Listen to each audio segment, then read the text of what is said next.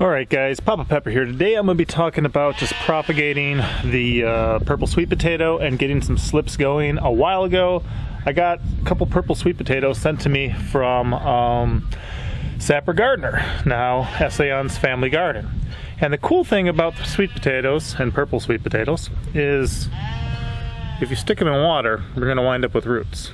So sweet potatoes are not actually potatoes. They're not a member of the nightshade family. They're actually a member of the bindweed or morning glory family. Usually they're grown for their tubers, which they call potatoes, sweet potatoes, but they can also be used as a food source with the leaves and the stems. So we started eating leaves on them a couple years back.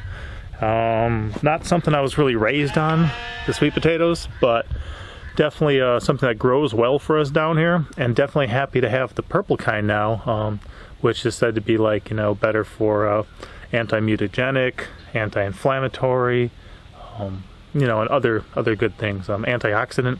So there's a number of ways that people will start these. Some people will actually just take a whole sweet potato and cut it in half and put the flat end down in some water and just let them go. Some people take them more kind of like you would an avocado seed, kind of suspend it in water on each side, and then some people kind of argue about which side you put down. If you cut them in half, and put them both facing up, some people, it seems like they get both sides to go. I was reading one lady's blog site or something. She was saying that sweet potatoes are like women, they're going to be heavier at the bottom, which that's her statement, not mine. But as you can see with this one, it's the top here, the skinnier side that actually would grow the roots on this one. So this one we've actually flipped up and down a number of times trying to figure it out, which side was right. And finally the last time we flipped it, the roots kind of came right away. So as the roots go, the next thing that'll happen usually is it'll start shooting off these beautiful little sprouts, and these are going to be the slips. Each one of those can start a plant, and that plant then can grow some roots of its own and then kind of be planted as a whole plant. You can see this one here. This one is the one that shot right away. It really filled up on the bottom there with a lot of stuff, and then these are getting pretty long. So when they get long like this, I like to snap them off. And then these were kind of doubled and tripled up. So what I want to do is put them in water first. So you can see that I wanted to make sure that they would root on each stem of it. So you can see there's some roots coming from each of these forks. So now I can actually cut them apart and have two out of this one. And likewise with this this triple here, I'll be able to have three. So you can see I snipped off the roots, or sorry, the leaves that were going to be below the surface there. And then we just stuck that in water and gave it some time to start rooting.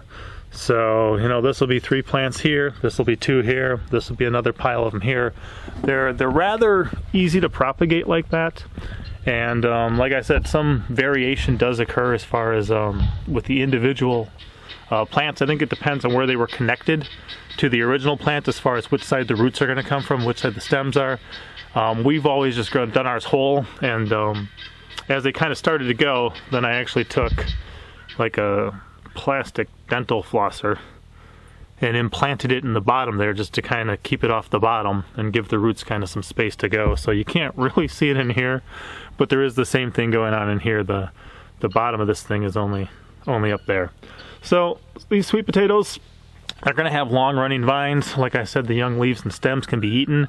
Once you see the flowers on them, you're going to say, ah yes, of course, it does look like a member of the morning glory family.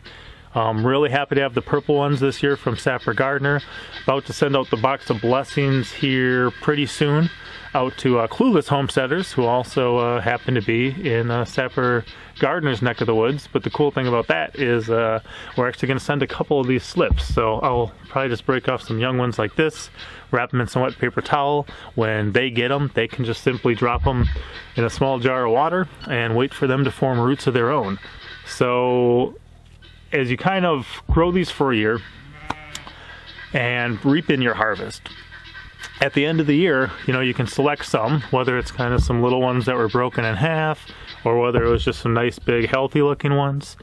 You can select some to keep for the next year's planting season. And then as winter kind of starts to end, you can begin this process just by pretty much sticking them in a jar of water. And some of them make it easy. This one had a couple little sprouts sticking out of this end when it came. So I'm like, okay, it's starting to wake up on this side, with the stems and the vines. So I'll put this end down in the water.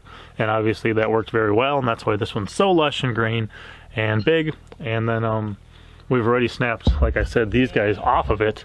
And there's more to come here. So then when it comes time to plant in the garden, I'll have these snipped apart already, so there'll be one each, but I'll just put one every so often, space them out a bit. And I may trellis them too this year. I've grown them on fence lines before and they did rather well.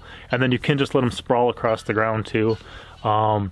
With the sprawling across the ground, if you've got the space, it's good. I may want to kind of have them all trellised up one area and put something else in the other area that they would normally sprawl across. I'm not sure, but I've got one area I'm thinking of maybe throwing some sunflowers up in the middle with these guys on the outside where there's a couple fences. So we'll see, but looking forward to it. I've already eaten a couple leaves off of these just to give them a try. Haven't ever tried a purple sweet potato yet. The ones that he sent us, we saved all for planting. I've definitely got some neighbors who are excited about these too, who've really wanted these for some years now. And now we have the opportunity, thanks to Essayons Family Garden, Sapper Gardener there. So if you guys haven't tried sweet potatoes, that's a little more about them. The other kinds are just the orange sweet potatoes. If you get them at the store, make sure to get ones that haven't been like radiated, that are organic, that haven't been treated with a lot of stuff. And if they get to go for you guys, they get to go for you guys. And if not, you can try again. But if it's something that you would buy at the store and eat anyway, there's not really a huge problem with then using that to start off your own, because it's something you're eating anyway. But if you're going to invest the time to do it yourself, I say do it as right as you can, do it as natural as you can, and have the healthiest, best option that you can. So, all right, guys, that's me starting my purple sweet potato slips. Like I said, kind of see from the start of the roots to the roots going, and then the little sprouts at the top too, to when it's completely overrun with big ones. And then of course, like I said, you can snap these off and put them in water, and then soon they'll be planted in the soil. And as long as you keep them wet, they've already got some roots. Plant them out in the garden, let them do their thing, and dig them up later on in the year, see how it worked out. All right, Papa out. As always, I'm Papa Pepper, and I'd like to remind you, don't post for free. If you'd like to be part of a revolution in social media, an economic power to the people where users can actually blog for cryptocurrency, then I'd recommend that you check out steemit.com and join the revolution. Papa out.